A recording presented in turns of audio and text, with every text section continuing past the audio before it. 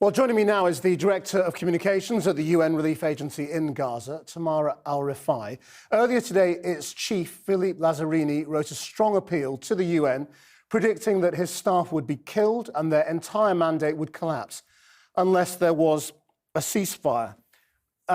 Tamara Alrifai, it's an extraordinary letter that your chief has written, but Israel is increasingly seeing you as having taken sides in this.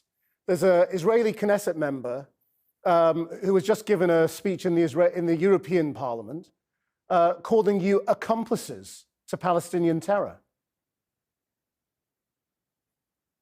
You're seeking my comment on this? Yeah. As a representative of a principled, credible, the largest UN agency in Gaza today, the last lifeline for 2.2 million people in Gaza, the agency that opened its shelters, 156 shelters for 1.2 million Palestinians in Gaza. My response is the response of the Commissioner General of UNRWA and the head of the UN, the Secretary General. We have to be able to do our job.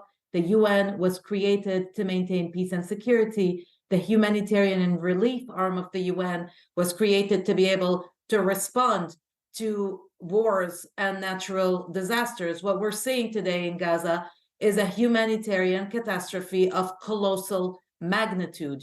We need to be able to work, but sadly, tragically, the space that we have today has shrunk to the maximum with 130 of my own colleagues, UNRWA staff members, who were killed themselves in Gaza. This is my response. How many more staff colleagues do you have when your chief warns that they could all effectively be killed?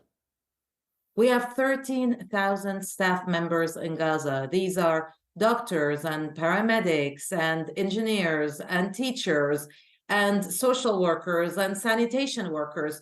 They are all Palestinians.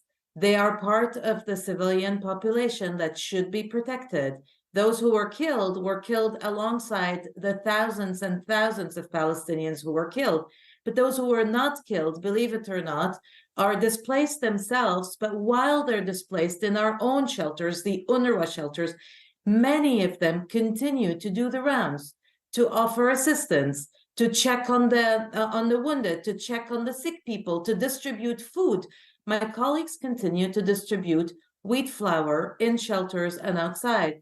They continue to do the rounds in the shelters to distribute clean drinking water. We're talking about 13,000 people. Around 5,000 of them are still active UNRWA aid workers. Now, Mr. Lazzarini, and presumably the UN Secretary General as well, know that the United States will block UN Security Council resolutions that demand permanent ceasefire.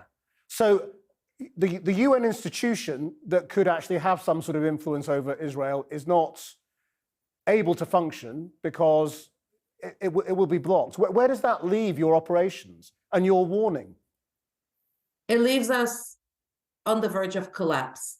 UNRWA is the largest UN agency currently operating in Gaza, and the whole world is watching whether a neutral, impartial, principled, and credible UN agency will be offered the safe humanitarian space to act. For now, what we are seeing in Gaza is unprecedented. The scale of the destruction and the scale of the human suffering, 1.9 million people of a total population of 2.2 million, that's 85% of the population, is now made displaced. Many of these people displaced for 2 or more times. And as a reminder, many people were pushed by the Israeli authorities to leave the north of the Gaza Strip and go south for safety. They have not been safe.